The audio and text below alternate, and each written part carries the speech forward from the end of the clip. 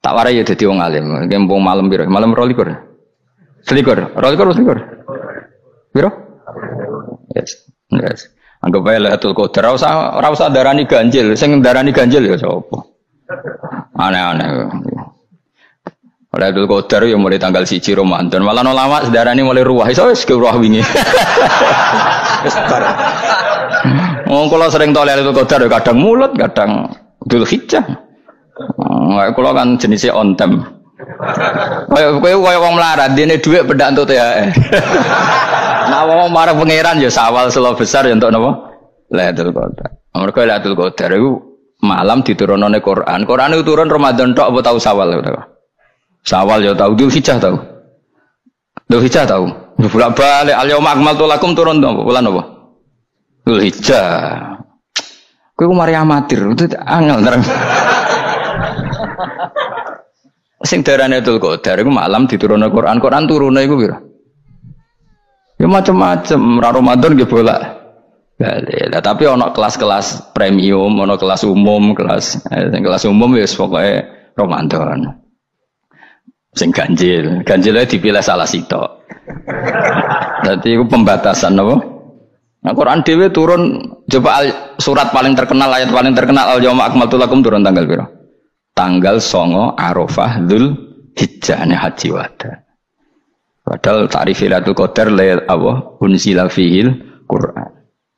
Ya tapi ilmu ini mari debat biasa. Semuanya wong ora takoi wong Gus nuzul Quran tanggal pira 17. Lailatul Qadar tanggal 21. Ya jare nuzulul Quran yo pas Lailatul Qadar. Wong-wong lak muni bingung nang wong. Nah aku sira bingung. Lha kok ora tau mikir jajal. Nuzulul Quran sing resmi ning kitab-kitab tanggal pira?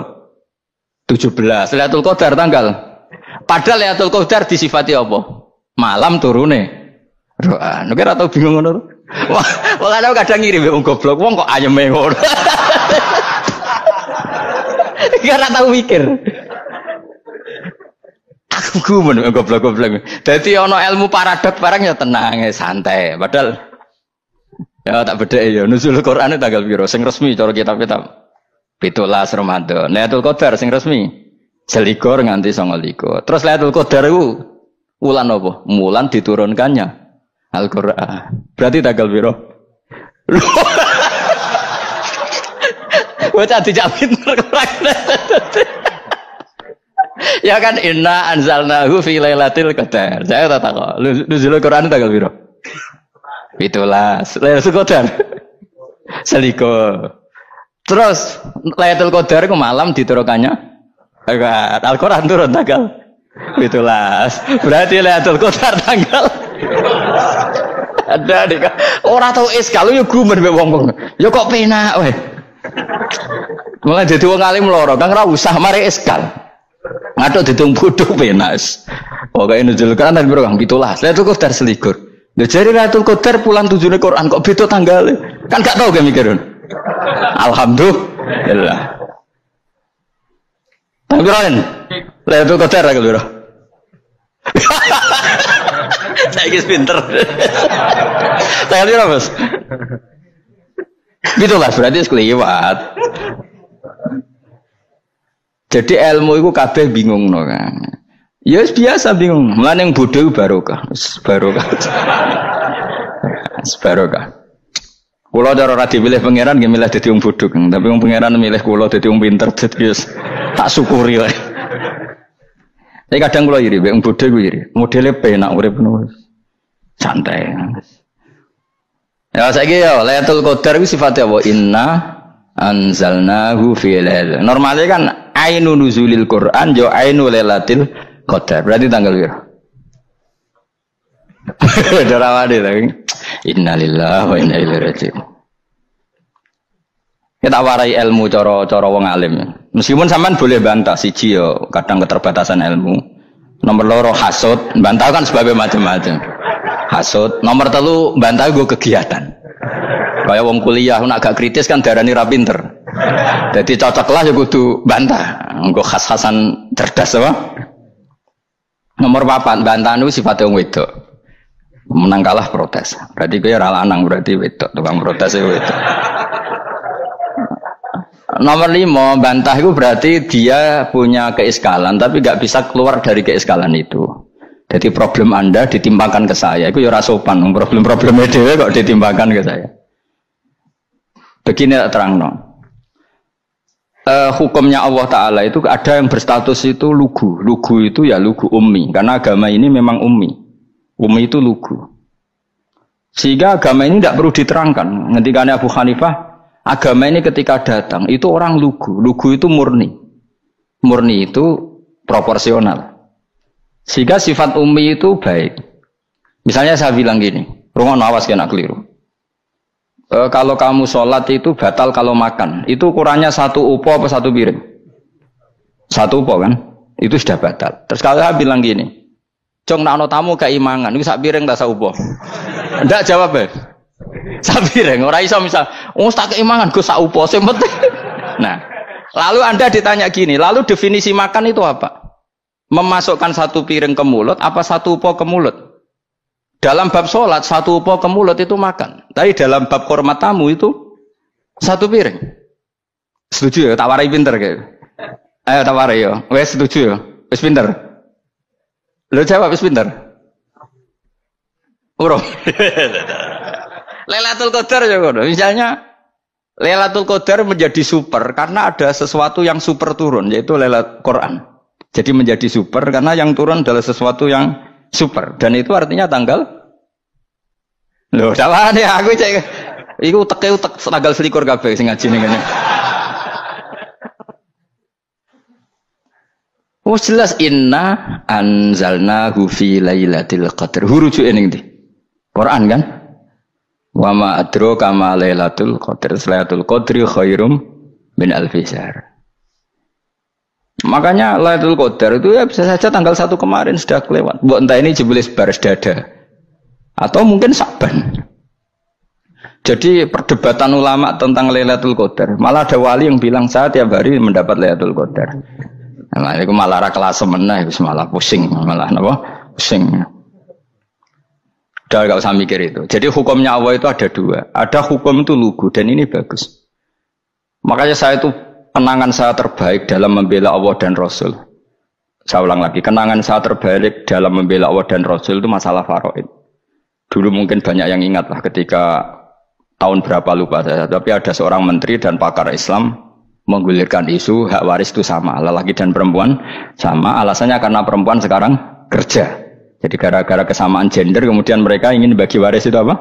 Sama lidzakari mislu hadzil unsayain itu ditentang. Gerakan itu pernah menguat, termasuk yang bisa dengan tanda kutip bisa menghentikan gerakan itu termasuk itu saya. Yang punya pikiran gitu tak parani, tak tantang begini. Saya bilang gini, Anda ngomong ini itu karena pinter apa karena tren? Tak tanya, ya karena pinter. Saya ini kan orangnya keren, punya kepangkatan jos lah. Ya kepangkatan jos, kepangkatan dunia, mesti cara pangeran bojos ora ya ora. Cara ukuran dunia itu jos lah. Tak tanya, saya itu Pak Ba, termasuk yang setuju gerakan kesamaan gender. Dulu kan lelaki perempuan itu beda sekali karena lelaki kerja perempuan tidak. Sekarang sama-sama kerja maka warisnya harus sama. Terus saya tanya gini, lalu penyebab warisan itu kerja apa lelaki? Dia jawab kerja. Dia nggak ngerti kalau ngadepin saya. Saya ini kan orang alim yang biasa belajar mantek. Dia ini roh nak aku ngalim. Sembrono ya jadi ini. Ketika tak tanya gini, lalu misalnya saya punya anak, yang anak saya putri itu direktur BUMN atau direktur bank atau direktur PT besar. Kemudian anak lelaki saya idiot, goblok. Warisannya dikasihkan siapa? Kalau kerja adalah alasan dapat warisan, berarti anak saya perempuan itu yang dapat warisan dong. Anak saya lelaki kan idiot, nggak kerja. Lalu warisan itu berdasar prestasi apa empati? Kalau berdasar prestasi malah Anda ini aneh. Sudah kerja direktur BUMN hanya karena dia kerja, dia dapat warisan karena Anda bilang asbabul irsi adalah kerja. Kalau saya bilang karena empati, saya juga gak fair. Yang kerja juga butuh modal gak saya warisi, tapi yang idiot tak warisi karena warisan berdasar empati. Lalu Anda milih mana? Bingung deh. Sampai dia ikrar, saya belum pernah mendapat perlawanan seperti ini karena Anda ngomong sama orang-orang goblok kata saya. Terus saya bilang, saya ini ngaji Wahab khatam berkali-kali. Anda mungkin baca kitab Wahab itu hanya terjemah. Maka menurut Islam yang menjadi hak waris itu sebabnya zukurah wal unasah, kelelakian menjadi dapat 2 bagian, keperempuanan menjadi 1 bagian, dan itu Islam tidak mau urusan dengan prestasi maupun empati, mujarrodul zukurah dan mujarrodul unusah. Sehingga dengan seperti ini tuh Islam nggak ribet. Coba kalau kamu pakai ilatul hukmi, pakai cara berpikir logika, malah ruwet karena tadi kalau kesamaan gender itu karena perempuan kerja, lalu misalnya yang lelaki idiot misalnya atau pengangguran, warisan kamu kasihkan siapa? Kalau kerja itu menjadi alasan hukum, kamu kasihkan yang perempuan kan? Aneh enggak? Yang sudah kerja malah kamu kasih warisan yang nganggur? Enggak. Berarti berdasar prestasi atau berdasar empati. Kalau kamu dapat warisan idiot dulu dong. Idiot dulu, goblok dulu, kecelakaan dulu, baru dapat warisan karena dapat empati. Yang sudah PNS enggak perlu dapat warisan karena sudah juga ruwet. Fikih seperti ini ruwet enggak? Ruwet. Nah, kata Imam Haromen gurunya Ghazali, agama itu kadang dinuna dinul ajais. Kita ikut yang lugu saja. Allah bilang lelaki dapat 2 bagian dari perempuan, ya lelaki ya yang punya alat kelamin, penis. Perempuan yang punya farji, ya sudah gitu aja, gak usah ruwet-ruwet. Kenapa begitu? Ya sudah seperti itu. Nanti lama-lama gini kalau diterusin. Ada seorang dokter fikih perempuan. Dia menguasai fikih sholat. Ruhin lanang tapi gak menguasai fikih sholat. Rohnya mau pesolatan misalnya. Lalu yang jadi imam siapa kalau berdasar prestasi? Perempuan dong, karena dia doktoral fikih sholat. Dia menguasai aneh-anehnya sholat. Goro ibu masaili sholat dia menguasai. Sementara Ruhin takoi sholat itu apa Ruhin? Pokoknya ini gugus ngadeg terus lugu. Terus ngadeg balik. Apa? Ada mulan. Nak salam ngalerian. Dia tahunya hanya itu dok. Lalu kalau nuruti imam sholat adalah yang terpandai dalam fikih sholat, tentu yang imami perempuan. Tapi agama ini tidak seperti itu. Pokoknya wong lanang imami, wong beda. Jadi makanya kata Imam Haromen, dinuna dinul ajais. Sampai Said Muhammad itu sering ngutip beliau gini kan, Allahumma imanan ka imanil ajais. Ya Allah, semoga iman saya menerima konsep engkau itu ka imanil ajais. Imannya wong wedok-wedok sing lugu. Ajus itu perempuan lugu yang sudah sepuh. Jadi misalnya ngukur anak seneng ya anak kono gedang goreng, ngekei duit, ya lugu saja. Itu bagus. Daripada kamu pakai argumentasi, karena argumentasi ini sebetulnya kelihatan cerdas, tapi ada kebodohan masif. Karena tadi, kalau hak waris kita otak-atik dengan prestasi, maka yang pro empati akan protes. Paham ya? Masa yang sudah kerja dikasih banyak, yang idiot enggak? Tapi kalau berdasar empati juga aneh. Masa dapat warisan harus goblok dulu, harus kecelakaan dulu. Maka Rasulullah pernah ngendikan ketika ditanya, lalu warisan untuk siapa ya Rasulullah? Nabi jawabnya lucu. Fali aula rojulin dzakarin. Jadi Nabi sempat ngendikan kata rojul. Kemudian direvisi dzakarin. Fali aula rojulin dzakarin. Semua ulama ngendikan dzakarin di sini adalah badal. Nabi ngendikan rojulin. Kemudian Nabi ingat kalau rojul itu identik dengan lelaki dewasa. Apa? Kemudian Nabi mengulang lagi dzakarin. Tidak harus dewasa, yang penting lelaki. Jadi meskipun baru lahir, kalau dalam keadaan baru lahir namanya apa? Kan dakarin kan? Belum bisa dikatakan rojul.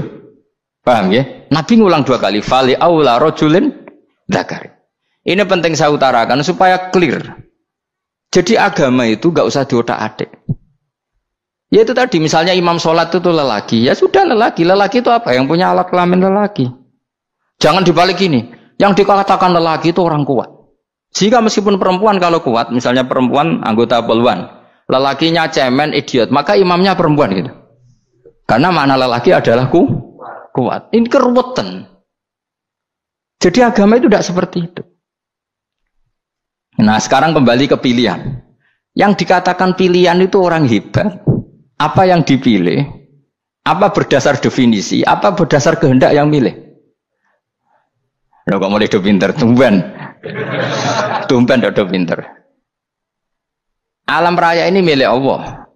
Dan semua di alam raya ini milik Allah. Maka dipilih tidak dipilih itu terserah yang punya apa terserah kita. Apa terserah kriteria, apa terserah definisi. Dalam konteks kita sebagai objek diambil, tentu terserah yang punya. Kemudian Allah bilang, orang-orang itu saya pilih. Nah kalau milihnya Allah berdasar kepunyaan, tentu Allah boleh dong memilih orang yang sebetulnya berstatus dolim. Ya tapi ya tetap dia dolim, tapi ya tetap dipilih. Kenapa ya? Karena Allah yang punya. Saya misalnya orang kaya, boleh nggak punya HP buruk? Boleh kan? Terserah saya. Saya orang kaya, beli HP mahal, medium dan paling buruk. Boleh enggak? Boleh, saya yang punya. Enggak boleh, Gus, dengan orang kaya harus beli HP yang mahal. Yang bilang harus siapa? Nah, kegoblokan kita ini seperti ini. Nak wong sugih HP ini kudu larang. Nak wong alim kudu bojone ayu. Sing kudu darani kudu ayu ku sapa? Nak maji jalan nang dumbu swarga lho kudu iku sing swargane mbam tapi kudu. Nah, kita ini sering berpikir ngatur Tuhan. Nah, Indonesia negara yang mayoritas muslim terus Islam Indonesia kudu dadi sampling Islam seluruh apa? Dunia. Ya ora usah sombong ngono ya keben mayoritas juga wonge kakean ngono ae ora perlu GR jadi sampling percontohan Islam internasional ora perlu ngono. Lah misalnya terus jadi contoh misalnya nang Masjid Haram niru Jumatan ning Indonesia berangkat mbek do rokokan. Bariku teki diusep-usepno ning pojok pager. Lah misalnya wong Mekah terus do ngono kabeh karena mencontoh Islam Indonesia. Kacau gak? Ora usah GR ngono biasa wae. Napa? Biasa wae. Terus misalnya mencontoh Islam Indonesia, Indonesia nak jaran Wali Songo terus tahlilan nunggu nganti setengah jam. Lah terus raudhah dikepung ngono rak macet Mekah Madinah. Mergo agar ziarah Nabi terus lungguh apa? Sak jam. Nak ning wali sak jam ning Nabi 2 jam lah kira-kira gitu. Ya malah nganyak Kanjeng Nabi tuh. Nabi sekaruan afdhalul khalqi mbok dongakno wa maghfir lahu warhamhu. Iku malaikat sak langit misah. Ya Nabi kok dongakno di sepuro. Kowe tapi ya butuh sepuro. Enggak boleh doakan Nabi gitu, enggak boleh. Allahumma sholli ala sayyidina Muhammad wa ala alihi. Enggak boleh pakai ighfir lahu. Masalahnya tahlilan apa alam donga iku terus kamu gunakan. Ya misalnya terjadi percontohan Islam dunia terus Nabi kapundhut ditalkin, nek ditakoki waman rabbuka piye.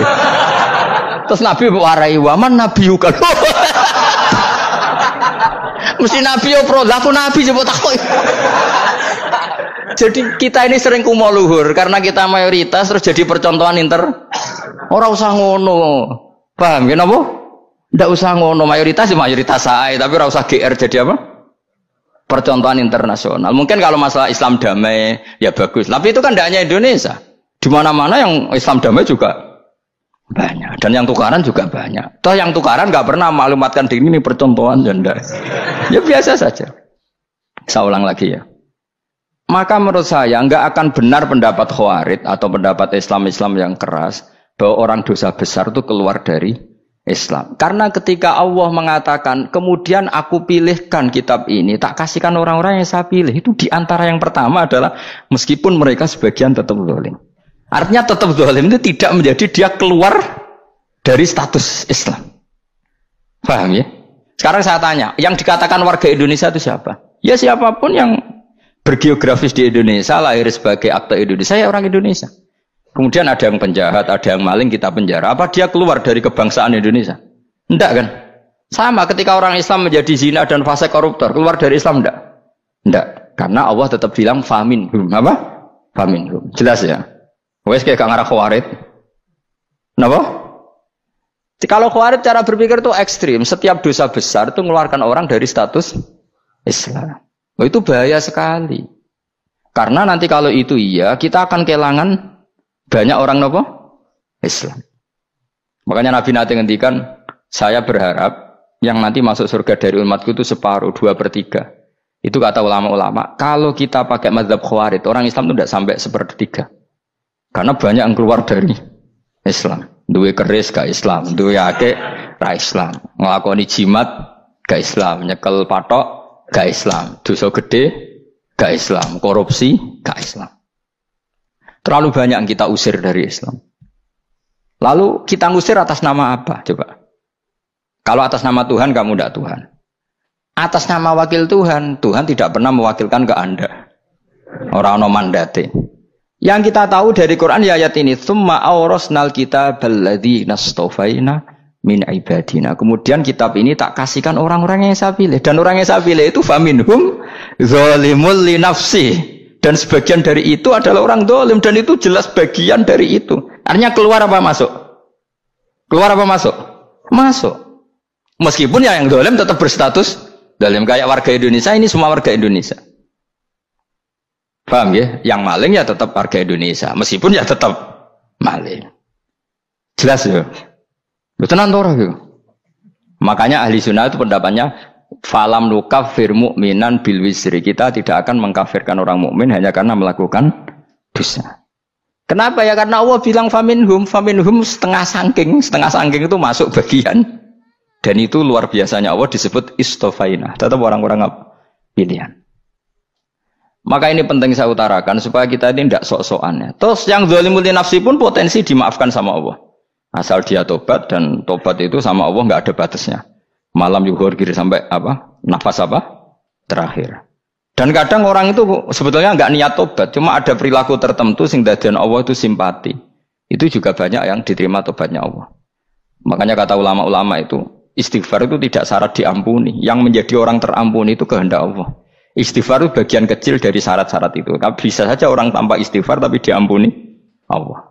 Misalnya Allah dawuh, wa yaghfiru ma duna dzalika limay yasha. Itu bukan limay yastaghfir tapi limay yasha. Contoh masyhur kan, kamu pernah dengar kan ada orang nakal itu, mumisah itu ya kira-kira lonte atau apalah. Dia datang pulang ketika melihat anjing ngeleti pasir, dia berpikir ini kehausan kayak saya. Kemudian dia turun ke sungai memberi minum anjing itu, kemudian Allah memaafkan dia karena itu. Pas itu di semua hadis riwayatnya dia tidak pernah istighfar. Telah punya perilaku yang menjadikan dia diampun. Banyak enggak seperti itu? Banyak, makanya wa yaghfiru ma duna dzalika liman yasha. Mayasa itu ya yang digedaki Allah. Bisa saja kalian ini sering istighfar tapi enggak dimaafkan Allah. Tapi delalah punya satu perilaku yang cara Allah itu penting, kemudian dimaafkan. Kayak Saharatu Fir'aun itu dia tidak pernah istighfar, tukang sihir Fir'aun. Dia diampuni Allah, dikasih iman tuh gara-gara jadi wong Jogja. Terus ngono tok. Jadi pas mau duel adu sihir. Iku delalah dekne mendingan ya. Qalu ya Musa imma antulqiya wa imma annakuna nahnul mulkin. Monggo jenengan riyen napa kula riyen. Dadi gara-gara dekne didikan Jogja niku. Lah wong ape duel, mestinya tarung itu semakin cepat mengambil kesempatan kan semakin menang. Ini sudah jelas tarung. Ngapunten jenengan riyen napa kula. Lha iku pangeran itu terus simpati. Wong kok sopane ngono apa? Akhirnya Allah memberi iman gara-gara apa? Imma antulqiya wa imma annakuna nahnul mulkin. Monggo jenengan riyen. Lah Musa juga Allah juga enggak terima kalau nabinya kalah sopan. Sehingga Allah memerintahkan Musa adalah sopan. Mboten jenengan mawon. Jadi Nabi Musa qala bal alqu. Jadi Nabi Musa enggak jenengan riyen mawon. Jadi coba itu kan unik. Dia tidak ingin diampuni Allah, tapi adalah dia sebenarnya satu perilaku yang menjadikan Allah itu simpati, yaitu kesopanan dia dengan Nabi Musa. Imma antulqiya wa imma annakuna nahnul. Nabi Musa juga bilang qala bal alqu moga jenengan riyen mawon. Akhirnya sakit nggih nak ngoten. Makanya Fir'aun tuh mangkelnya bukan main. Ketika pertunjukan itu akhirnya kan Saharatu Fir'aun kan kalah. Setelah kalah langsung iman. Maka kata Fir'aun, ini jelas Musa itu guru kamu. Cuma pura-pura saja kamu pro saya. Lah buktinya apa? Jare buktinya tadi monggo-monggonan gitu. Makanya Fir'aun bilang innahu lakabirukumul ladzi 'allamakumus sihr. Wah, itu mesti Musa itu gurumu. Padahal dia gak kenal sama sekali. Cuma gara-gara monggo-monggonan tadi itu akhirnya terus pikirannya Fir'aun. Wah, mesti wis kenal suwi, mau gayane tok. Mergo gara-gara monggo-monggon, monggo jenengan riyen. Mboten, monggo jenengan. Jadi makanya sampean jangan putus asa. Makanya keliru sekali kalau kita bilang diampuni Allah nunggu istighfar. Enggak. Tentu istighfar penting, kita sepakat. Istighfar itu penting, kita sepakat. Tapi itu tidak satu cara-caranya Allah untuk orang bisa diampuni. Nabi misalnya ngendikan ana wa kafilul yatim kahateni fil jannah. Coba. Orang sering istighfar sama kafilul yatim, kira-kira surganya cepat mana? Cepat kafilul yatim meskipun enggak istighfar. Kalau istighfar terus tapi medit ra karuan. Tak jamin pun rokok alamatnya medit jelas nen rokok aku roh. Terus jelas. Al-bakhil qaribun minan nar, jelas alamatnya deket-deket situ lah, paham ya? Wis jelas as-sakhi qaribun minallah, qaribun minan nas, baidun minan nar. Nah al-bakhil baidun minallah, baidun minal jannah, qaribun minan nar. Jadi wong medit itu ya deket-deket situ alamatnya sudah jelas deket-deket neraka. Ana wa kafilul yatim kahataini fil. Berapa? Apa semua yang dimaafkan Allah Nabi nyebut syaratnya istighfar? Kebanyakan malah enggak. Orang alim misalnya. Makanya orang alim kalau jarang istighfar kamu tidak usah iri. Orang alim tuh mulang tok, itu langit bumi mintakan ampun. Wa innal alima la astaghfiru lahu man fis samawati wa man fil ard hatta khitan fil bahr. Orang alim itu otomatis dimintakan maaf oleh langit dan bumi sampai iwak ning laut. Mengapa jendur Gus Pak jarang istighfar? Aku sing istighfar is akeh sembrono. Langit bumi no. Mulane kula nu jarang istighfar bukan karena saya sombong, memanfaatkan istighfar mereka no. Dan saya yakin itu lebih mandi timbang istighfar saya. Mon koman fis samawati nglebokno Jibril, Mikail. Orang-orang keren apa makhluk-makhluk apa keren. Saya baru cari hadis yang wa innal muta'allim sing ijek belajar tapi belum ketemu. Nanti kalau ketemu tak kasih tahu apa? Karena hadisnya yang saya baca masih wa innal alim apa? Orang alim jadi agak ketat. Nah, nanti kalau sudah ketemu wa innal muta'allima. Nanti dicari. Tapi pasti palsu kalau ada itu. Karena semua tagnya itu apa? Alim. Atau ya kamu alim dibanding yang di bawahnya ya, semoga itu masuk apa? Jadi dibanding orang Papua kan harus alim. Saya ulang lagi ya, ini penting sekali. Jadi latihlah jangan punya gerakan takfiri orang lain dianggap kafir, orang lain dianggap kafir, karena Allah tidak pernah mengusir hambanya. Meskipun apapun salah dia, kata Allah tetap faminhum. Apa? Faminhum. Hum itu rujuknya ke yang depan. Jadi termasuk orang-orang yang saya pilih adalah faminhum zalimul li nafsi. Tetap dia di arena itu. Nisbatnya Islam ya tetap di area Islam itu. Meskipun yang ya kayak warga Indonesia coba. Warga Indonesia itu siapa? Yang terlahir di Indonesia dan ber-KTP berkartu keluarga Indonesia sudah. Nanti tentu yang bajingan tetap bajingan, yang koruptor tetap koruptor. Tapi menjadi warga Indonesia terus keluar dari warga Indonesia. Tetap warga Indonesia. Kira-kira seperti itulah analoginya. Tetap istofaina tapi tetap berstatus faminhum zalim. Tapi rujuknya kan tetap faminhum iku setengah saking alladzinas tofaina. Mulane ngaji sing tenanan, kowe ora usah anut khawarit. Khawarit ku apa? Ngamukan. Sidik-sidik wong liya salah iku apa-apaan. Loh saya juga mangkel be wong zalim. Semua orang soleh mangkel be wong zalim, tapi ya dihukum saja. Misalnya dalam Islam ada qisas, ada had, ada hadul qadzab, hadus sariko. Ya hukuman saja, tapi hukuman itu tidak bisa menghilangkan status. Ya sama seperti manusia tetap manusia, meskipun apapun dia ya manusia. Ya tadi misalnya manusia itu siapa? Ya manusia itu ya manusia. Terus kamu bikin orang yang standar ideal manusia adalah yang berperilaku baik, yang enggak pernah salah. Kemudian kalau Zaid itu maling berarti tidak manusia. Terus barangnya apa? Ketek. Tidak bisa, makanya kembali lagi dinul aja. Kamu bikin definisi manusia itu tidak usah seangkuh itu. Manusia seperti ini manusia ya sudah, maling ya manusia, orang soleh ya manusia, orang sedengan ya manusia. Lelaki itu apa? Yang punya alat kelamin penis itu lelaki, titik sudah. Sehingga nanti warisannya ya dia lelaki. Sholatnya dia bergaya. Kamu tidak usah bilang gini, lelaki adalah yang cakap memimpin, yang maco, yang kuat. Jika kalau tidak seperti itu namanya perempuan. Terus kamu membolehkan yang seperti ini jadi makmumnya perempuan, imamnya perempuan sing maco. Kacau enggak kalau agama nuruti logika-logika itu? Enggak, jawab aja. Kacau. Lalu lucunya sekarang banyak kecerdasan yang mengarah ke sana. Makanya agama ini jadi kacau karena sudah ada dinul ajais. Agama ini agama ummi. Ya agama ini agama ummi. Kata Allah huwallazi ba'atsa fil ummiyin. Ummiyin itu lugu-lugu itu polos. Jadi kalau orang polos misalnya gini, ini apa? Kira-kira kalau jawab orang polos ini, jam. Bagus kan jawab jam. Jam untuk apa? Penunjuk waktu ya sudah seperti. Tapi kalau orang engkek, ini itu apa jam? Itu barang murahan. Bulat kan oleh jawab es. Ono numpak mobil carry itu apa? Itu black melaku. Yang mobil itu Alphard. Jadi kacau.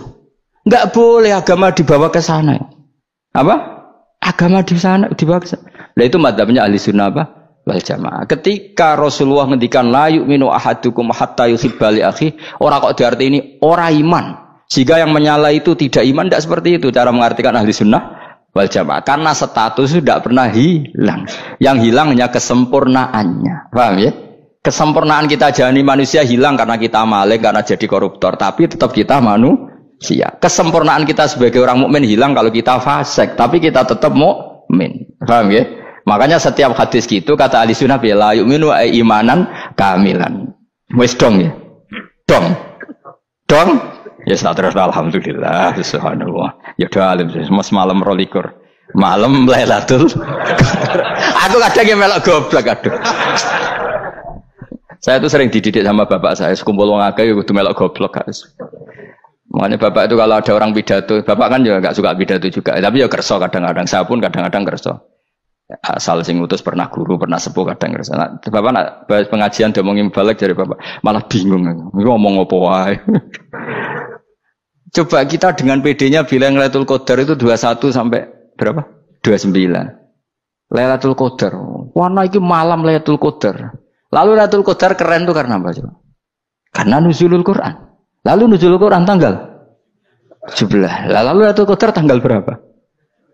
Oh, ada nih. Alhamdulillah. Tapi ini jangan jadi keiskalan yang masif itu sudah difitnah. Coro Gus Bak, ya coro Gus Bak, coro Quran ngawur gitu. Sembrono. Memang aku tidak pendapat tentang Quran dan ayatnya seperti itu. Maka yang benar, Lailatul Qadar itu kata ulama-ulama dulu, orang yang beramal soleh, ya itu sudah anggap saja dapat Lailatul Qadar. Ora usah ndelok esuk-esuk ndelok srengenge blerengen ta ora. Nek ora blerengen berarti untuk Lailatul Qadar. Jan mendung kan blereng iki. Terus bengi angite sayup-sayup. Anggris dini hari ya sayup-sayup blok-blok aneh-aneh wae. Lah nek pikir sego ora, berarti wong laut gak tarah untuk Lailatul Qadar, ke segoro kidul langine bianter. Lah nek ning Dieng ya mesti sayup. Mau angin dok gunung wis kesel tadi harus sayup-sayup. Gawe ukuran ojo ngono, gawe ukuran ngono rak wong Dieng luwih ngrasa entuk Lailatul Qadar timbang wong segoro kidul. Ke segoro kidul angine apa? Buanter. Padahal alamate piye? Sayup-sayup. Mana-mana.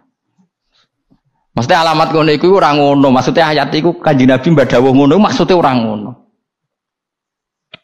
Wes dong ya. Ayo Lailatul Qadar tanggal aku seneng wong bodho. Kowe enak urip wis happy no? Happy. Ya saya ulang lagi ya. Jadi kejati dirian itu tidak bisa hilang dengan standar keidealan. Yang hilang itu standar apa? Keidealan. Misalnya kita maling ya eman lah sebagai orang mukmin kok maling. Warga Indonesia kok kriminal tuh eman, tapi dia tetap orang Indonesia. Orang Islam tetap Islam meskipun dia fasik. Sebab itu Allah ngendikan faminhum dzalimul linafsi. Sebagian dari orang yang saya pilih dia adalah orang dolim. Ya dolim saja. Kamu jangan kamu katakan kafir ya dolim saja. Dolim kira-kira maknanya kurang ajar, kacau, kriminal. Tapi kan tetap